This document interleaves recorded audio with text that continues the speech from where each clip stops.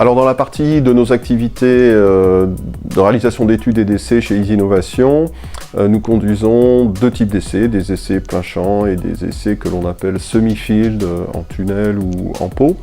On couvre trois phases distinctes d'expérimentation, une phase de recherche, screening, une phase d'homologation et une phase de mise au point des méthodes de protection.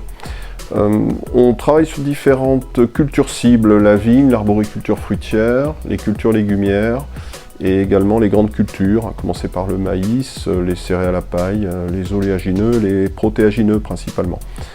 Les thématiques que l'on couvre à travers nos essais sont la sélectivité tout d'abord, s'assurer que les nouveaux produits n'ont pas d'impact négatif sur les cultures cibles, et puis des mesures d'efficacité en fongicides, insecticides, herbicides. Également, nous traitons de tout ce qui est biostimulation, c'est-à-dire l'optimisation de l'alimentation des plantes par l'apport de produits biostimulants. Et enfin, les études de biodiversité, de mesures d'impact de l'utilisation des produits sur les populations d'insectes. Différents types de produits rentrent dans les études que l'on conduit, des produits de synthèse d'origine chimique, des produits biosourcés d'origine naturelle, et donc certains produits d'origine naturelle qui rentreront dans les cahiers des charges de l'agriculture biologique, le cas échéant. Également, plusieurs modes d'action sont envisagés, soit de type biotique, des actions de protection directe des cultures, soit de stimulation par provocation de mécanismes de protection des plantes, et également des actions sur la confusion sexuelle directement en agissant sur les insectes ravageurs. Nous avons également des actions de type abiotique, de type biostimulation ou résistance au stress.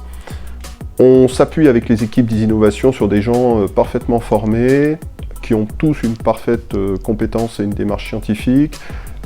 Également, cette démarche est doublée d'une très bonne traçabilité des données, d'une parfaite gestion de l'ensemble du processus d'acquisition et d'analyse des données. Processus qui est d'ailleurs validé par le COFRAC lors d'audits tous les 2 ans et demi.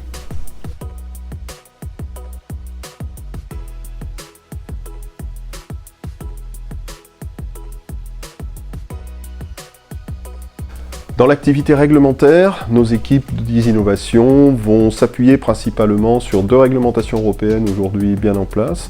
La réglementation 1107/2009 qui régit la mise en marché des produits phytopharmaceutiques, incluant les produits de biocontrôle. La deuxième réglementation sur laquelle il s'appuie est la réglementation 2019/1009 qui régit la mise en marché des produits fertilisants, incluant les biostimulants. Ces 2 réglementations s'appuient sur le principe du bénéfice-risque que nous maîtrisons parfaitement, à savoir que l'apport d'une solution efficace doit toujours être vérifié en termes d'impact négatif potentiel. Donc on commencera toujours par la mesure de l'efficacité intrinsèque, ce qui permet de définir d'ailleurs le bon chemin réglementaire. Une fois qu'on a la preuve de l'efficacité intrinsèque d'une nouvelle solution, on va pouvoir travailler l'effet de la dose sur l'efficacité, sur le niveau d'efficacité. Le but étant de mettre le moins de produits possible pour l'effet recherché, de manière à générer un impact potentiel négatif le plus faible possible.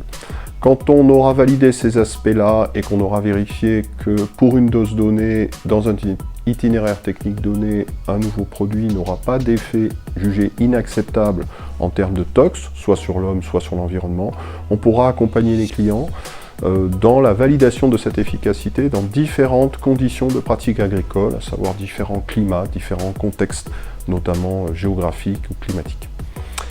La compilation des données issues des essais n'est pas un simple travail mathématique en colonne, on va dire, de compilation de données, mais doit tenir compte du cycle des plantes et du cycle des bioagresseurs. Voilà. L'objectif final, c'est de définir une étiquette qui contient tous les éléments d'utilisation, les bonnes informations de l'agriculteur qui est le professionnel qui utilisera au final les produits en question.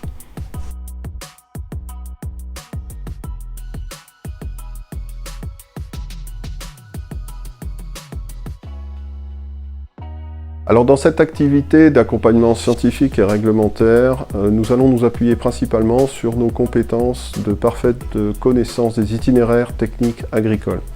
Le but étant de proposer aux clients porteurs d'innovation, que ce soit nouveaux intrants ou nouveaux outils d'aide à la décision, une parfaite connaissance des limites et des problèmes rencontrés par les agriculteurs, que ce soit des soucis liés à la réduction des doses, des soucis à l'absence de produits potentiels ou à l'objectif de réduction des intrants, tant en fertilisation qu'en produits phytopharmaceutiques.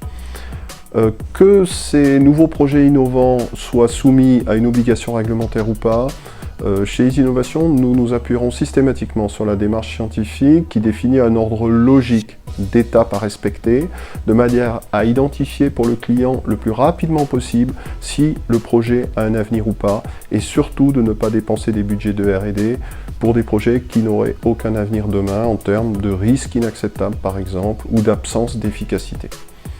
Nous pourrons également accompagner les clients dans une gestion globale de projet, de manière à faciliter la vie des clients, dans le cadre notamment de conduite d'essais sur une zone géographique au niveau national France ou sur l'ensemble de l'Europe par exemple. Également, nous pouvons accompagner le client dans un partenariat avec des structures de recherche publiques ou privées, ou de distribution, ou de centres techniques. Nous servons ainsi d'intermédiaire à la gestion d'un projet plus global, à plusieurs expertises, plusieurs intervenants. Et enfin, il ne faut pas oublier l'accompagnement que nous proposons également sur la possibilité, dans certains cas, de financement de projets de recherche dans le cadre de projets de financement qui existent en France aujourd'hui sur le développement de l'agroécologie.